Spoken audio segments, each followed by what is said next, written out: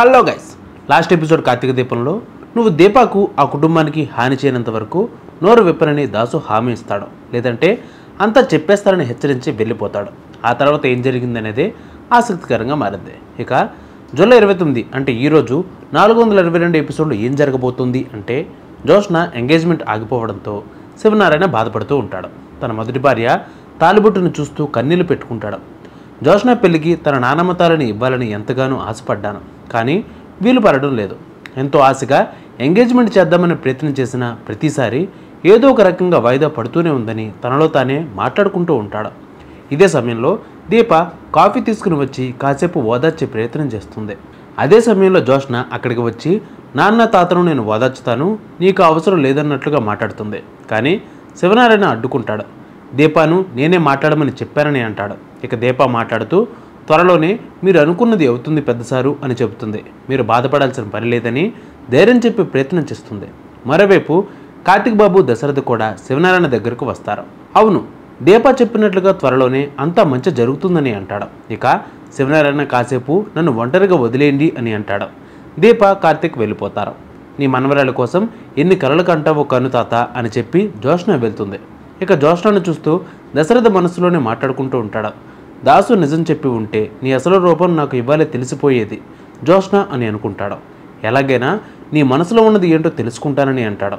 నువ్వు ఎప్పటికీ తెలుసుకోలేవు నాన్న అని జోష్న తన మనసులో అనుకుంటూ వెళ్తుంది. మరోవైపు దీప వాళ్ళ అత్త కాంచన కుబేరా ఫోటోను పట్టుకుని కన్నీళ్లు పెట్టుకుంటుంది. అదే సమయానికి దీప వెళ్ళి ఏమైందని అని అడుగుతుంది. ప్రతి ఏడాదిలాగే ఈ ఏడాది కూడా కుబేరాకు ఆర్థికం చేయాల్సి ఉందని చెబుతుంది.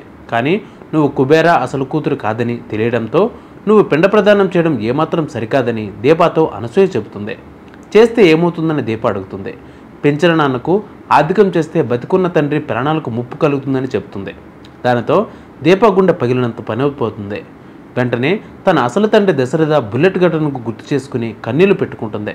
మరోవైపు కార్తిక్ బాబు రాగానే ఏడ్చుకుంటూ గదిలోకి వెళ్తుంది.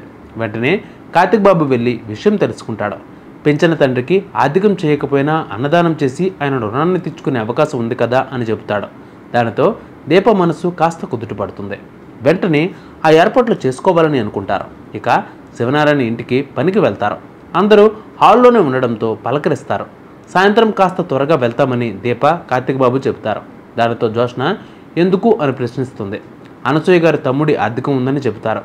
అలా చెబుతున్నావేంటి, దీప వాళ్ళ నాన్న అని మా మామయ్య ఆర్థికం అని చెప్పొచ్చు కదా అని పారిజాతం సందేహం వ్యక్తం చేస్తుంది. ఎలాగన్నా ఒకటే కదా అని కార్తిక్ బాబు బదిలిస్తాడు. ఇంతకీ ఏం చేస్తారని అడగడంతో అన్నదానం చేస్తున్నామని బదిలిస్తారు. ఇక శివనారాయణ దశరథతో పాటు అందరినీ రావాలని కోరుతారు. శివనారాయణ మాత్రం రెస్టారెంట్లో పని ఉందని సున్నితంగా చెబుతాడు. ఇక కార్యక్రమానికి కావలసిన ఏర్పాట్లను లోటు లేకుండా చూసుకోండి అని చెబుతాడు. జోష్నకు చెప్పి దీపాకు 25,000 కూడా ఇచ్చి పంపించు అని చెబుతాడు శివనారాయణ. దానితో దీప కార్తిక్ బాబు సంతోషిస్తారు. ఇక తండ్రిపై ఇంత ప్రేమ చూపిస్తున్నందుకు దీపపై దశరథ ప్రశంసల వర్షం కురిపిస్తాడు. ఇక తను సుమిత్ర ఇద్దరు కలిసి వస్తామని మాట ఇస్తారు.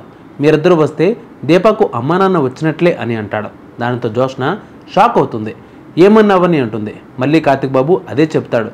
ఎవడో అనామకుడి కార్యక్రమానికి యజమానులు కూడా వస్తారా అని అంటుంది. దానితో దీప ఫైర్ అవుతుంది. నన్ను పెంచిన తండ్రి గురించి ఇంకొక మాట మాట్లాడినా సహించేది లేదని హెచ్చరిస్తుంది. నాకు సర్వం మా నాన్నే అని అంటుంది. దానితో పారిజాతం సైలెంట్ అవుతుంది. ఆ వెంటనే జోష్న కూడా వస్తానని చెబుతుంది. ఇక వీరి వెంటనే పారిజాతం కూడా వస్తానని చెబుతుంది. అమ్మ నాన్న దశరథ సుమిత్రలను ఒంటరిగా పంపిస్తే కార్తిక్ బాబు దీప వాళ్ళ మనసులను మార్చేస్తారని అనుకుంటుంది.